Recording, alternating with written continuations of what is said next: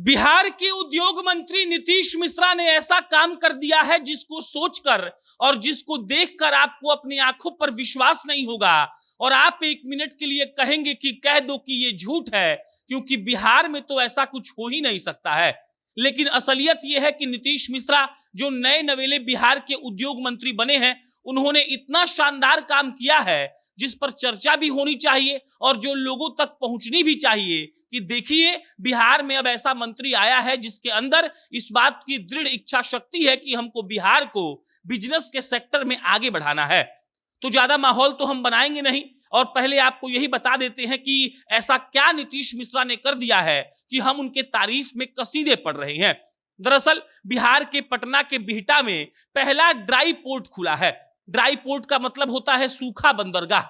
अब बंदरगाह से क्या होता है ये आपको हम जब समझाएंगे तो आप भी कहेंगे कि वाह नीतीश मिश्रा जी, आपने तो वाकई में बिहार के लिए बेहतर काम किया है और आपने जो सोचा है अगर वही वाकई में हो जाता है तब बिहार में बिजनेस को एक नया आयाम मिलेगा और वो लोग जो कहते थे कि बिहार लैंड लॉक्ड एरिया है, उनके मुंह पर करारा तमाचा लगेगा कि देखो करने का इच्छा हो तो कोई कुछ भी कर सकता है। अब समझिए कि बिहटा में जो ड्राई पोर्ट यानी कि सूखा बंदरगाह खुला है वो क्या होता है और वो क्या करता है। देखिए एक्सपोर्ट और इंपोर्ट का बिजनेस तो आप समझते हैं। एक्सपोर्ट और इंपोर्ट का बिजनेस मतलब ये होता है कि कई चीजें ऐसी हैं जो भारत में बनती हैं, हम लोग उसको बाहर भेजते हैं। फॉर एग्जाम्पल अगर बिहार के हिसाब से आपको समझना है तो आप मखाना समझिए। मखाना में हाई प्रोटीन होता है और मखाना हम लोग उगाते हैं बिहार में, बेचते हैं विदेश में। इसके अलावा कई चीज जो भारत के लोग हैं वो मंगाते भी हैं। इंपोर्ट और एक्सपोर्ट का बिजनेस इसको कहा जाता है। और अगर बंदरगाह का मतलब समझना है तो पोर्ट होता है, जैसे कलकत्ता में पोर्ट है, जैसे विशाखापट्टनम में पोर्ट है। और मतलब जहाज के साथ सामान आता है और जहाज से हम लोग सामान भेजते हैं, उधर से भी जहाज से आता है और वही बंदरगाह का काम होता है। अब बिहार में तो ऐसा कोई बंदरगाह है नहीं, लेकिन बिहार के लोग एक्सपोर्ट इंपोर्ट का जो बिजनेस करते थे उनके लिए उनको बड़ा परेशानी का सामना करना पड़ता था। मान लीजिए कि कोई पटना से कोई चीज को विदेश भेजना चाहता है बिजनेस करने के लिए, तो बिहार में तो कोई ऑप्शन ही नहीं था कि कैसे वो कोई चीज को भेज सकता है। उसको अलग अलग बंदरगाह पर जाना पड़ता था। उसके बाद वहां पर कस्टम का दिक्कत होता है, कस्टम का क्लियरेंस चाहिए होता है। विदेश जो आप चीज भेज रहे हैं उसका टैक्स भरे हैं कि नहीं, कस्टम ड्यूटी लगता है वो भरे हैं कि नहीं। और इन तमाम चीजों के चलते जो बिहार के लोग बिजनेस करना चाहते थे एक्सपोर्ट और इंपोर्ट का, वो बड़ा मुश्किल हो गया था। और उसके बाद नीतीश मिश्रा साहब ने खोल दिया है पहला ड्राई पोर्ट यानी कि सूखा बंदरगाह।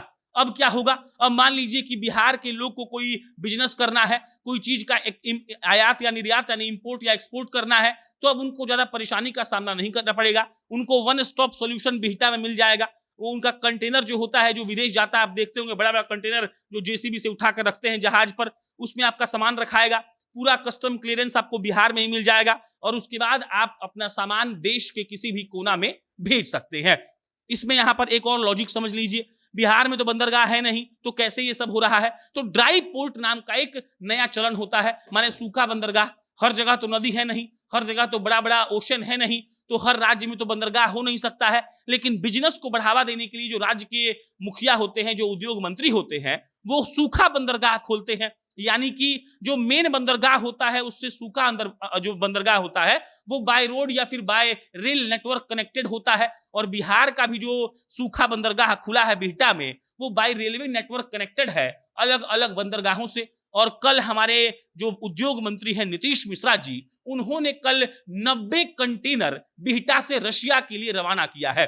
90 कंटेनर में से 7 कंटेनर में बिहार का सामान था जो विदेश गया है। और उसमें जूता था, चमड़ा का सामान था, स्टील का सामान था, खाने पीने का सामान था। और अगर बिहार के बिजनेस के स्टाइल की बात करिएगा तो बिहार में बिजनेस का बहुत स्कोप है। सिर्फ अगर खाद्य पदार्थ की बात करिए तो बिहार में जितना अनाज अलग अलग तरीके का हम लोग उपजाते हैं, मिलेट उपजाते हैं, मखाना उपजाते हैं और क्या क्या नहीं उपजाते हैं, उसका अगर इंपोर्ट एक्सपोर्ट का बिजनेस हम लोग शुरू कर दें तो बड़ा आसानी से बड़ा अच्छा पैसा लोग कमा सकते हैं। और ऐसा नहीं है कि आपको कस्टम के लिए या फिर बंदरगाह का सब कुछ समझने के लिए कहीं और जाने की जरूरत है। आपको बिहार में ही सब सॉल्यूशन मिलेगा। और वाकई में नीतीश मिश्रा के द्वारा जो ये काम किया गया है वो लाजवाब है और वो बहुत शानदार है। ऐसे ही अगर काम हमारे मंत्री साहब लगातार करते रह जाते हैं तो 5-10 सालों में बिहार में भी बिजनेस स्थापित होगा, आईटी हब आएंगे, बड़े बड़े लोग आएंगे, इन्वेस्टमेंट आएगा, फैक्ट्रियां लगेंगी, नए नए लोग अपना स्किल दिखाने के लिए नया स्टार्टअप खोलेंगे और फिर बिहार भी देश के अग्रणी राज्यों में खड़ा होता हुआ दिखेगा।